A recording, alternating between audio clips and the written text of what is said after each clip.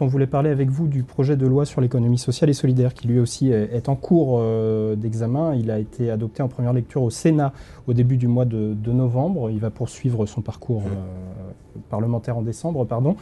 Daniel vous demande comment sera financée cette économie sociale et solidaire. Et il rajoute même dans la mesure où il ne s'agit pas de création de richesse à proprement parler. On va revenir sur la définition de l'économie sociale et solidaire. Est-ce qu'il ne s'agit pas d'emplois subventionnés ?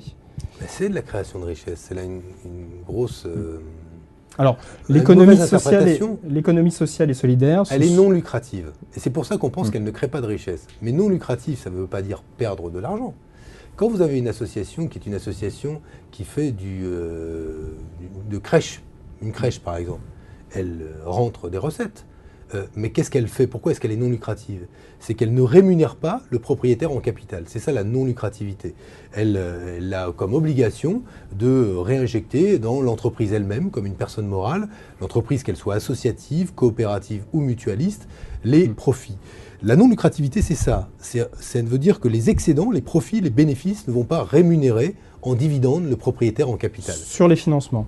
Et sur les financements, savez-vous par exemple, si on devait, je pourrais poursuivre le raisonnement de cet internaute, on pourrait croire que les plus subventionnés sont les entreprises de l'économie sociale et solidaire. Savez-vous qu'Emmaüs travaille dans le secteur concurrentiel?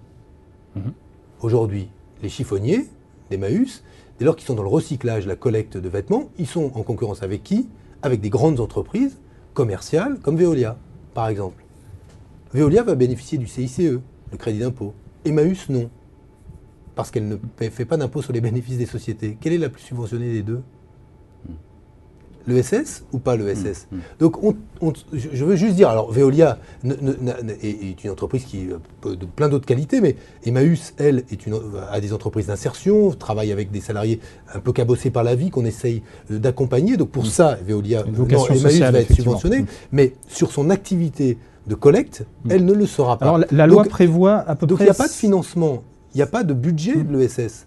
Ça n'existe pas, ce sont des entreprises privées. On va juste consacrer 500 millions d'euros de la Banque publique d'investissement au financement des entreprises de l'ESS. Mais je vais reprendre des ordres de grandeur. La BPI, c'est combien? 40 milliards d'euros. 500 millions d'euros pour l'économie sociale et solidaire. Quel est le poids dans le PIB? Donc ça preuve que ça crée de la richesse, pas de la subvention, c'est du prêt. Non, évidemment. Voilà. Quel est le poids de l'ESS dans le PIB? 10% du PIB. Si j'avais dû aligner en termes de soutien à l'économie ESS, nous aurions dû monter à 4 milliards de BPI et non pas 500 millions d'euros. Donc on justement, est-ce que c'est assez ambitieux ce plan de financement de l'économie sociale et solidaire? On verra. On a à peu près entre 500 et 600 millions d'euros puisqu'il y a aussi d'autres modes de financement. On va financer l'innovation sociale d'ailleurs. Et on a beaucoup d'acteurs de l'économie sociale et solidaire qui disent aujourd'hui, comparé au crédit impôt compétitivité dont on vient de parler de 20 milliards d'euros pour le reste de l'économie, ça semble vraiment ridicule. Bon, on a fait aussi plus de 310 millions d'euros, ce qu'ils ne disent pas, sous la forme d'un abattement à la taxe sur les salaires. Parce que l'impôt que payent les entreprises de l'ESS, c'est souvent la taxe sur les salaires. En l'occurrence, passer l'abattement de 6 000 à 20 000 euros, c'est que les Français le sachent, d'ailleurs j'en profite, 70% des associations françaises ne paieront plus d'impôts quand elles ont des salariés.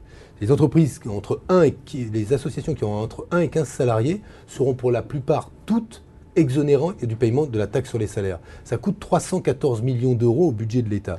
Ça, c'est du concret, parce que ça permet à beaucoup d'associations de pouvoir être libérées de cette charge pour pouvoir se consacrer à leur activité au service de la population française.